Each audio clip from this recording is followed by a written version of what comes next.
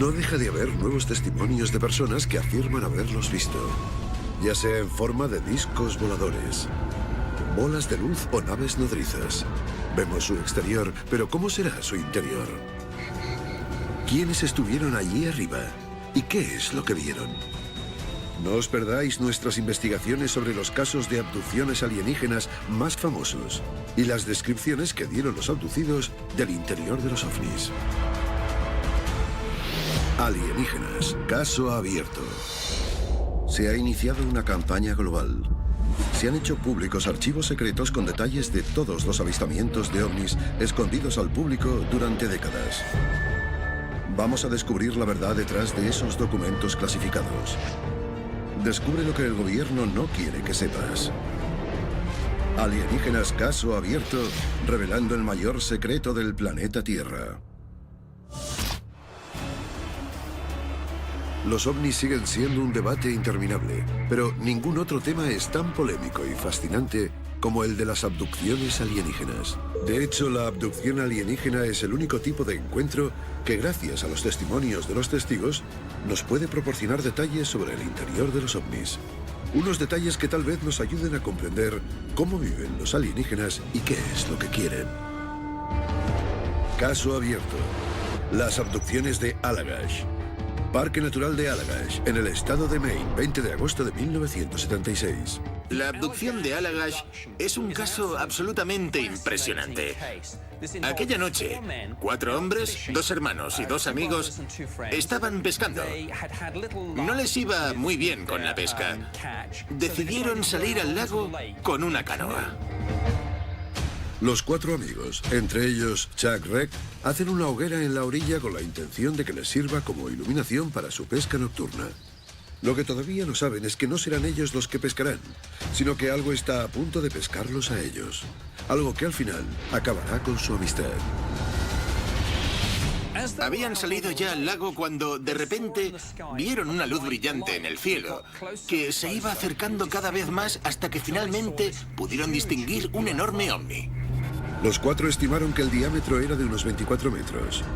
Uno de ellos apuntó al ovni con una linterna e intentó iluminarlo, pero el ovni seguía acercándose a ellos. En aquel momento, el pánico se apoderó de los 4 hombres que intentaron volver a la orilla. Empezaron a remar como locos cuando de repente una luz brillante les iluminó desde arriba. A partir de ahí no recuerdan nada.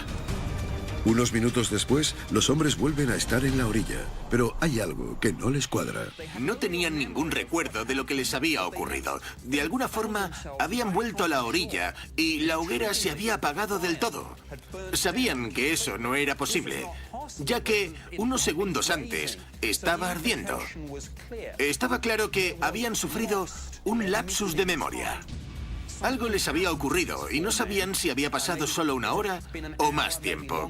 Lo que sí sabían con seguridad era que no recordaban nada. Los lapsus de memoria son una señal típica de las abducciones alienígenas. A veces, cuando los testigos intentan recordar una abducción alienígena o el avistamiento de un ovni, se dan cuenta de que existen momentos que no recuerdan y no entienden por qué. A eso lo llamamos lapsus de memoria. Después de un tiempo, empezaron a tener recuerdos, sueños y pesadillas. Por eso acudieron a hipnotistas y mediante la terapia de regresión lograron recuperar un recuerdo. Habían estado en el interior del ovni. El método de la hipnosis como herramienta para investigar encuentros con alienígenas y evocar los recuerdos reprimidos de una experiencia traumática sigue siendo tema de debate entre investigadores y científicos. El hipnotismo es un procedimiento en el que una persona se sume en un estado de relajación profunda. Esto significa que no solo es posible que se activen recuerdos guardados en su memoria, sino que puede que incluso sean capaces de derribar las barreras construidas alrededor de los recuerdos olvidados. Durante las sesiones de hipnosis, los hombres de Allagash empiezan a recordar su intenso y dramático encuentro con varios alienígenas que supuestamente los llevaron a bordo del ovni. Allí arriba vieron a unos seres de rasgos humanoides, pero no humanos. que los sometieron a alguna clase de examen médico, una característica típica de las abducciones alienígenas. Los escépticos indican que existen muchas similitudes entre los diferentes testimonios de abducción alienígena y que eso podría ser consecuencia de la autosugestión. Los testigos afirman que flotaron de alguna forma hacia el interior del ovni. Algunos dicen que a través de la superficie sólida de la nave, otros que a través de las paredes o techos, y otros que a través del mismo casco de la nave.